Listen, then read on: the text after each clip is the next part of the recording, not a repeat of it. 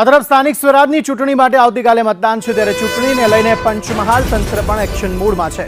1288 મતદાન મથકો માટે ઈવીએમ ડિસ્પેચ કરાયા। મતદાન મથકોએ પાણી, મંડપ સહિતની સુવિધાઓ કરવામાં આવી। ચૂંટણીમાં 9.52 લાખથી વધુ મતદારો મતદાન કરશે। સ્થાનિક સ્વરાજ્યની ચૂંટણી 2026ની અંદર હાલ યોજાઈ રહેલી છે। તેની અંદર તમામ જે પોલિંગ ઓફિસર, બૂથ લેવલના ઓફિસર, પોલીસ બંદોબસ્ત તમામને જરૂરી સૂચનાઓ, માર્ગદર્શન આપી અને તમામને રવાનગીની જે સ્ટેશનરીની સામગ્રી બધું આપી અને એમને બૂથ પર રવાનગી કરવાની કામગીરી હાલ કરવામાં આવી છે।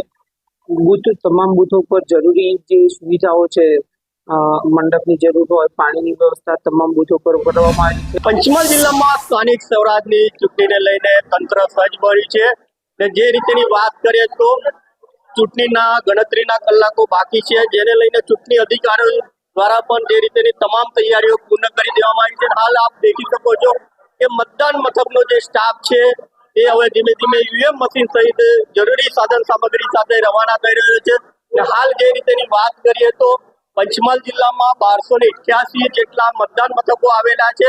9,52,272 જેટલા મતદારો છે ને હાલ જે ઉમેદવારો છે, છેલ્લી ઘડીનો પ્રચાર તો પૂર્ણ થઈ ગયો છે, અંતિમ ઘડીનો પણ ઉમેદવારો પણ મતદારોને રીઝવવા માટે છેલ્લી ઘડીએ પણ પ્રયાસો કરતા નજરે પડી રહ્યા છે। ખાસ કરીને વાત કરીએ તો જે ગોધરાની નગરપાલિકાની ચૂંટણી ભારે રસાકસી ભરી જોવા મળી રહી છે। કેમેરામેન પ્રિતેશ દજી સાથે સુશાંત દજી, સંદેશ ન્યૂઝ, પંચમહાલ।